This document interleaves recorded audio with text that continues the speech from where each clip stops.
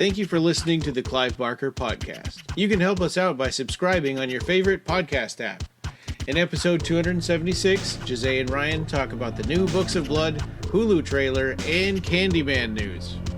This episode is sponsored by Dark Regions Press, a publisher and seller of great Clive Barker books, often rare and hard to find. The mystery box has been sold out, but you can still get the Midnight Meat Train Special Definitive Edition, and check out all the other amazing stuff they have.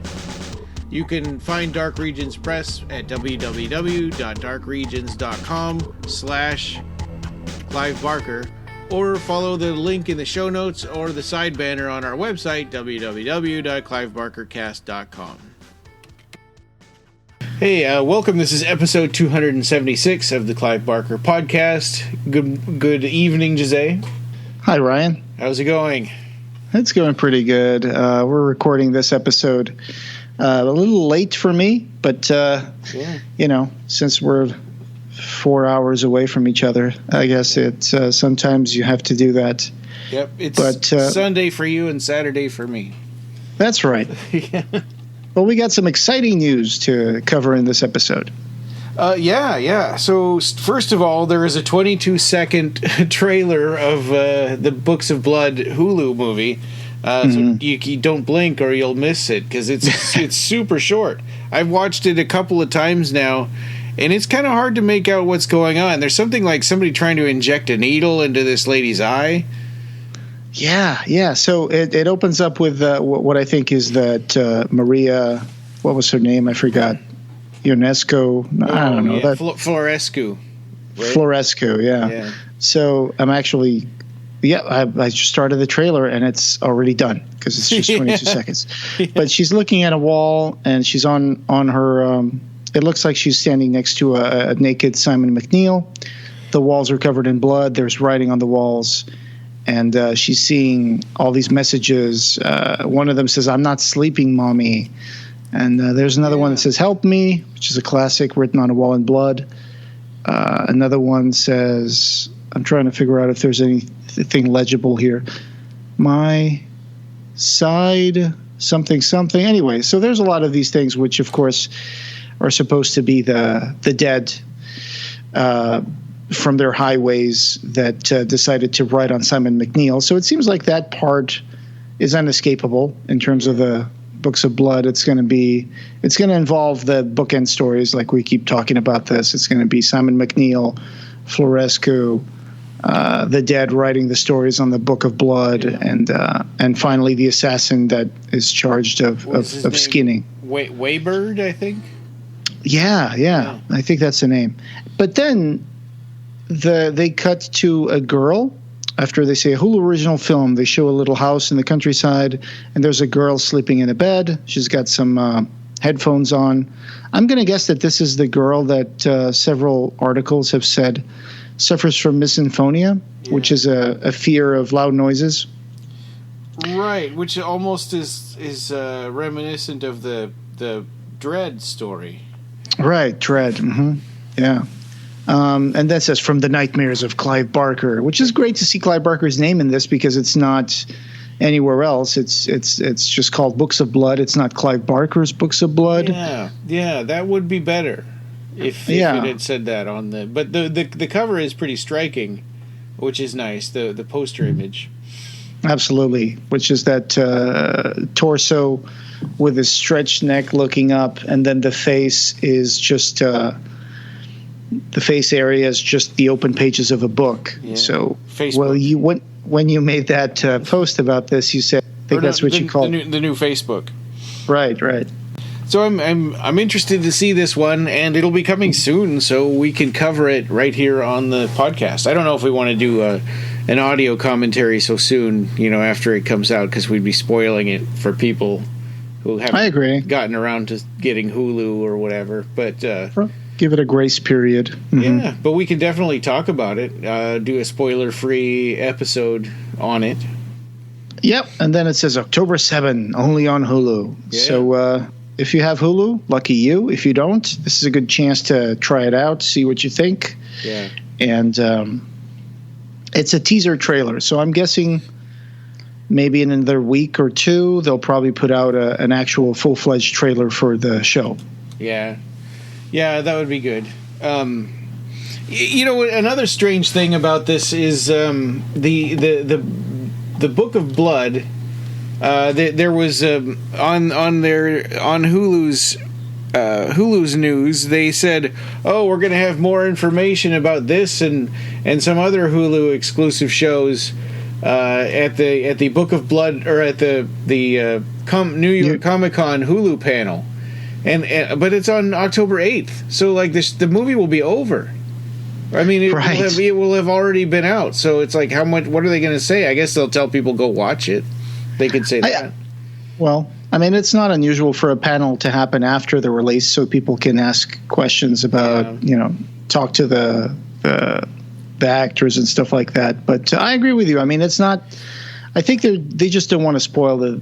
I mean, before it came out, they wouldn't be able to talk much about it because it would be spoilerish. But yeah. There's always a delicate balance. You want to give people enough information to get interested and to go see it, but not so much that they don't want to see it anymore. So there's a Hulu official press release, which is at their website, press.hulu.com/shows/Books of Blood.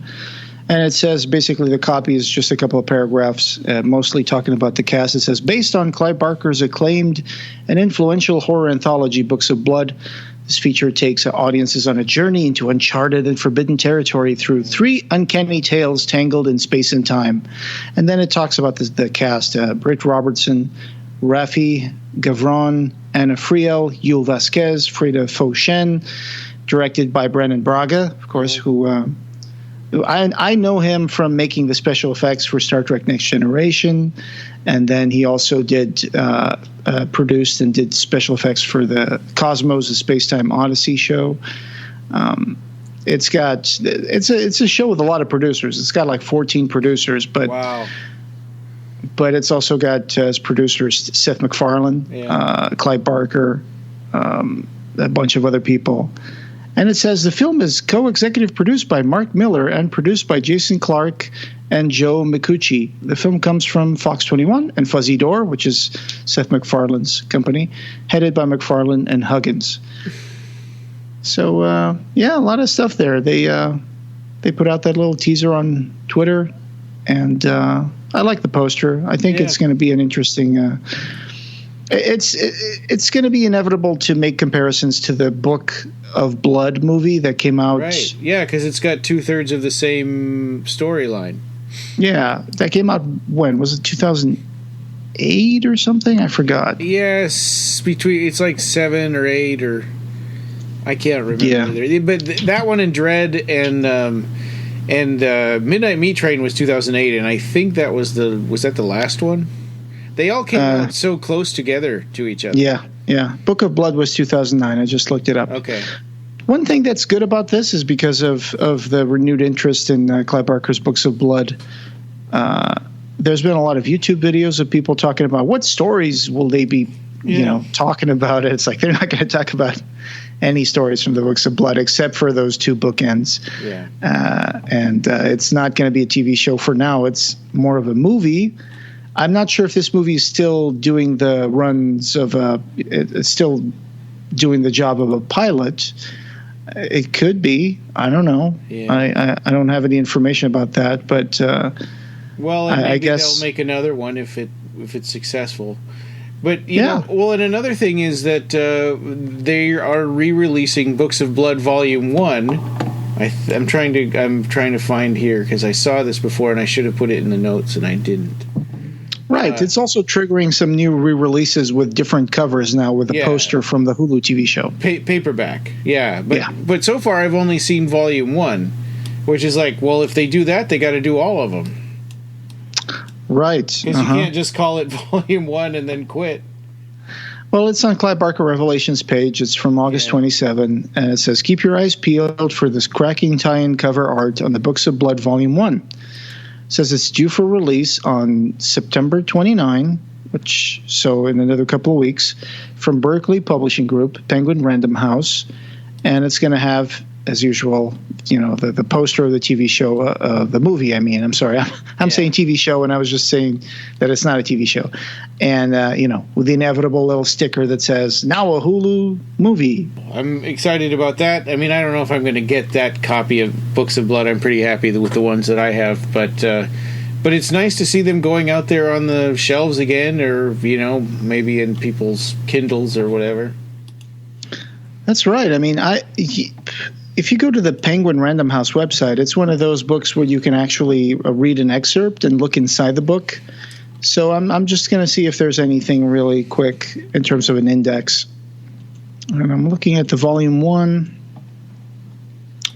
Yes, so it has the Book of Blood, The Midnight Meat Train, The Yattering and Jack, Pig Blood Blues, Sex, Death, and Starshine, and In the Hills, the Cities. So that's volume 1, right? So I hope that they end up re-releasing the whole enchilada, the whole 6 volumes of it. And this on this Penguin Random House website, if you look at the excerpt, it starts with the dead have highways, and it does like several paragraphs of that. That's a good way to entice people into that, because I think it's one of the superior, definitely some of the best short stories I've ever read were from Clive Barker's Books of Blood. Yeah. Well, it's an amazing set of stories. Especially somebody who'd never done it before. It's just incredible. So yeah, looking forward to this. Hopefully, and it'll be soon, and we'll actually be able to cover it this year. But then next up, some not as good news. I don't know if this counts as bad news or not, but Candyman, which was originally scheduled for July, right? Or was it? It was June 12th, and then they moved it to September 25th, and then October 16th, and now it's indefinitely delayed to 2021, and they don't have a date, just sometime next year. Yeah, that's been a series of pushbacks. That's unfortunate. That's just the times that we're living now. Yeah. Well, and I say maybe unfortunate or maybe too bad, just because it seems like at least the director, Nia DaCosta, really feels that this should be a theatrical experience. And so in her mind, they're holding out for when people are comfortable going to see it in the theater. And that like a real theater. I mean, I know you can see theatrical movies in these other like streaming it for $30 or whatever, but she's waiting. They're waiting for a real theatrical experience, which is gutsy because who knows when that's going to be. Well, there are already open movie theaters. I mean, they started opening a couple of weeks ago, at least in my area. Yeah. But still, there's all the people who are like, I don't know if I'm going to go to the movie theater. And regardless of what you think about this or that, even, Dr. Fauci said that going into a crowded theater probably won't be safe until, a year from now. Yeah. So who knows, I mean, if things had been done correctly and if all the states had done the lockdown synchronized with each other, we would have done what a lot of other countries around the world have done, which would be to flatten the curve on all states. Instead, it's 51 states, right? I mean, if one is open and the other one's closed, and one has a lockdown, the other one doesn't. One has a mask mandate, the other doesn't, and people can travel around. It's just going to make it harder, because when one state is flattening the curve, another state might still be going up, and then people go from one place to the other, and then it just creates more cases. So that's why it's been. I don't even know if our theater is open. In our family, I'm the only one that goes to theatrical, movies. Yeah. Well, you do live in Alaska, which is kind of a thing of itself, because it's not as I'm guessing there's not as many theaters per, capita as there are in other states. Yeah. We have, Fairbanks, we have one, and I think there are like 2 or 3 in Anchorage. Right. Actually, let me check that. Let me see if the movie theater is open in Fairbanks, Alaska. Yeah, I could. It's called Regal Goldstream Theater. And IMAX. Yeah, Regal Goldstream and IMAX movie tickets and showtimes. Let's see. That's interesting. theater reopening. Regal Goldstream, a cinema-safe theater, is now open. Oh, yep, okay, there it is. They're announcing that it is open on their website. What does a cinema-safe theater mean? Does that mean like they make you sit like 5 seats apart? That's a good question. They have a hashtag that says safe cinema. Let me see if something comes up on that. Safe cinema hashtag on Twitter. I guess it's kind of more like just, you know, I guess it's more of just a hashtag kind of thing. I don't know exactly what it entails. Yeah. But yeah, I don't know. Yeah. But Regal Cinemas in Fairbanks is actually reopening. Yeah. So there's that. I don't know if you're going to feel safe going to a theater like that. I don't know if they're going to put like plexiglass things, separations. I have no idea. Or does theater stay safe just a word, just a buzz word to get people to go back to movies? Yeah, that's basically what it is. Yeah. Yeah. So Nia DaCosta tweeted, she said, "We made Candyman to be seen in theaters, not just for the spectacle, but because the film is about community and stories, how they shape each other, how they shape us. It's about the collective experience of trauma and joy, suffering and triumph, and the stories we tell around it." And then she went on to say, "We wanted the horror and humanity of Candyman to be experienced in a collective community, so we're pushing Candyman to next year to ensure that everyone can see the film in theaters and share in that experience." So, I mean, it's a brave choice, I guess. I mean, I'm surprised it can't just be her decision, though. I mean, I'm surprised Universal would have some kind of a say on it. Yeah, I think this is very understandable from the part of the director to want to have their movie, you know, not be dumped in a streaming platform. Yeah, I'm just not be dumped in. They would just, you know, they would just say, "Hey, you know, we got this. We're hanging on to this movie. We're losing money. You know, get it out there. Figure it out. You know." Yeah, yeah. I mean, it's nice that they're waiting for the proper time when they want it to get its full debut. There was some other, in so there was, I originally saw that this story on Bloody Disgusting, but then Variety had a larger story that went into the more detail about Universal and what movies that they're postponing, and there was some movie called Tenet, right, that was supposed to sort of test the waters to see if people were ready to go, you know, if people were paying money to go in to see movies in theaters again. Oh, yeah. Mm-hmm. And they also delayed Wonder Woman 1984. Right, I think it's also delayed to next year. And they've been announcing that stuff in cereal boxes and stuff before the whole COVID, you know, it was about to hit the theaters, and then it's like, delayed. Yeah, and that movie looks great. You know, that's and Candyman also looks really good. But yeah, that Wonder Woman one, it's like that looks really good, and it's been that's been delayed forever now. We've been hearing about that for months and months. Yeah. So I think I put that link for that Variety article in here somewhere. I'm just trying to find it. Yeah. But you're going to put that on the show notes, right? Yeah, I'll move it up. Okay. Cool. Yeah, the Variety one is a little more has a little more information on it. And the Bloody Disgusting one kind of does this thing that I don't like in blog posts where like a couple of sentences are the news and then the rest of it is describing the plot of the Candyman movie. Mm-hmm. Yeah, I forgot to mention something about Hulu, though, if I could just go back to the Books of Blood, which is that the composer for the soundtrack is the same guy who did the soundtrack for John Wick 1, 2, and 3. So if you've watched those movies and you like the soundtrack, it's Joel J. Richard. He also did the soundtrack for a TV show called The Andromeda Strain from like 2008, I think. So, yeah, but John Wick's soundtracks 1, 2, and 3 from the same composer that's going to do that for Books of Blood and Hulu. So, that's cool. Yeah, I'm glad they got a good one because I enjoy those movies and I think the soundtrack is pretty good. I remember I've seen John Wick 1 and 2, but I don't remember the soundtrack that well. Yeah.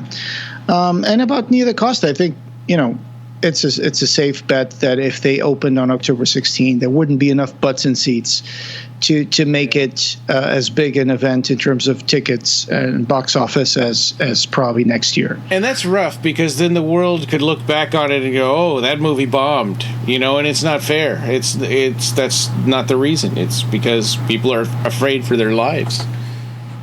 Yep. It's not worth going to see a movie theater when you're putting yourself or your family at risk. Yeah. But that's pretty much the news for this week, apart from the fact that there's also a Brazilian edition of the Books of Blood that's going to come out with this whole Hulu thing. It's going to have the same cover, which is the poster of the Hulu show movie. And it's going to come out by Dark Side Books, I think. And they've done a good job with the other stuff like the Hellbound Heart in Brazil. Yeah. They have this great looking leather cover with like the lament configuration embossed in it and all that. So, yeah, it seems like there's a resurgence of the Books of Blood, which is always a good thing. It's a good anthology of short stories. But if they're going to re-release it, I don't know why they wouldn't just do one big volume with all six instead of re-releasing them in the little individual volumes again. Yeah. I like the convenience of having one big book with all the Books of Blood stories, actually. Yeah. And and then the wraparound story makes more sense. Yeah, like that the one that has that cover that's like gray with the sculpture of the little like skulls and the Oh, yeah, yeah. The one I'm talking about, the one that you find at all the Barnes and Nobles. Yeah, yep, exactly. Yeah. And the Stealth Press one that Clive sold at his out of his studio for a long time. Right. Yeah. I guess the only thing to say also is that there's that store that has like Clive Barker merchandise. It's the clivebarker.threadless.com. The real store is clivebarker.threadless.com. Yeah. And it's got all these new things there. It's got all these cool merchandise items, T-shirts, tank tops. Yeah. Mugs. You can get some really beautifully illustrated mugs. Yeah, and we talked about that on our last news episode too. It's cool. Yeah. I still haven't bought anything on there. I want to. I think I will soon. Yeah, I'm in the process of buying a piece of a sketch from Clive Barker, not from this store, but from a collector. And I'm just really terrified right now because of the whole USPS thing. Yeah. This thing came from the UK, and it's stuck in Chicago since September 1st, and today is the 13th. Sometimes that just happens too, where the tracking, once it switches over to the US, the tracking just kind of loses itself. Well, it got tracked into two different places in the US, so I'm just kind of, so I'm kind of a little terrified that for some reason that this will get lost or it's just stuck terrible. Yeah, in a pile of mail that's delayed because the post office doesn't have the big machines to sort everything as quickly as it did, and it's just ridiculous. This whole situation is just terrible. Randolph Jaffe's throwing it over his shoulder. Yes. Well, so that's my little rant and peeve about the USPS, that I'm waiting on a cool sketch from Clive. But well, hopefully it comes soon. I know, man. I'm looking forward to it. I know there's some collectors out there buying some cool stuff, and I've seen someone buy some storyboards from Lord of Illusions, and that stuff looks really, really cool. Yeah. Anyway. Yeah. So I guess there's not a lot of news, right? No, not. That's pretty much it. But those are kind of big stories. I mean, those are surrounding two really big upcoming releases. We haven't seen a Clive Barker movie in years. I mean, what was the last one? I would say probably The Book of Blood in 2009. Yeah, so 11 years ago. Yeah. Oh man.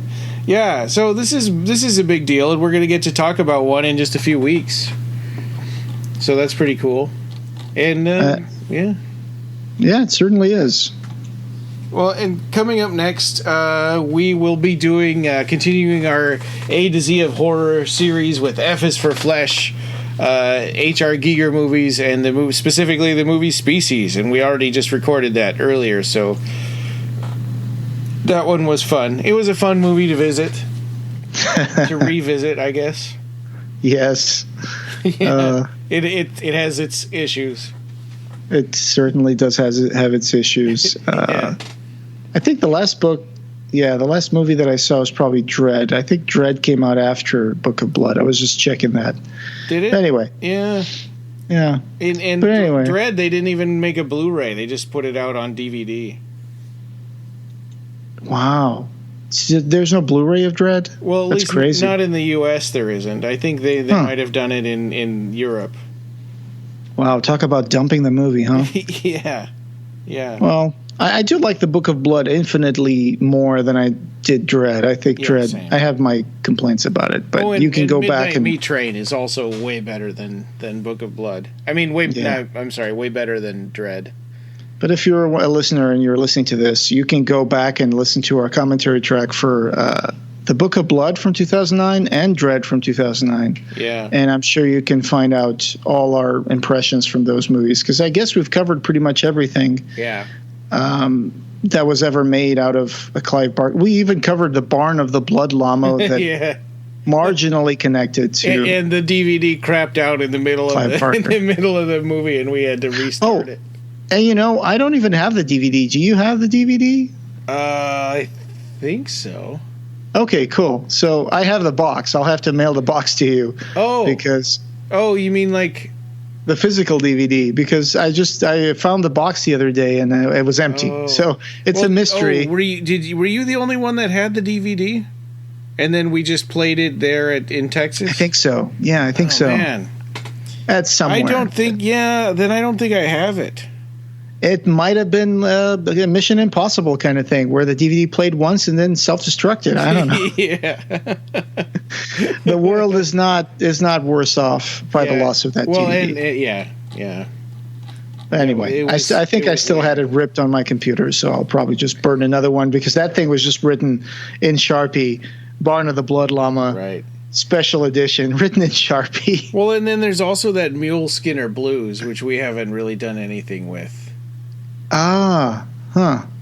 I forgot about that thing. I haven't seen it. But anyway. Yeah, wasn't that nonfiction? I can't remember what that is. Mule Skinner Blues. Okay. We're going on a tangent here, but let me just check. And until Catalina and Joe brought it up again recently. Yeah, from Little Spark Films. I found it here. It says it's a 1 hour 33 minutes, a documentary directed by Stephen Earnhardt. In theaters, June 13, 2001, on DVD in August 26, 2003. And wow, that's weird. And what's the connection to Clive Barker? I'm trying to... Yeah. It says here, do these people really exist, or is Mule Skinner Blues a sick joke thought up one night by Clive Barker, whose name is at the beginning as Clive Barker Presents, and gets a thank you at the end, but his name appears nowhere else in the credits? One wonders what connection he actually has to the film. Huh. Well... Yeah, I mean, I probably had read that in the 90s. Understanding. I don't remember. Yeah. So that's the news. Big stuff. Yeah. Hulu, Books of Blood, October 7.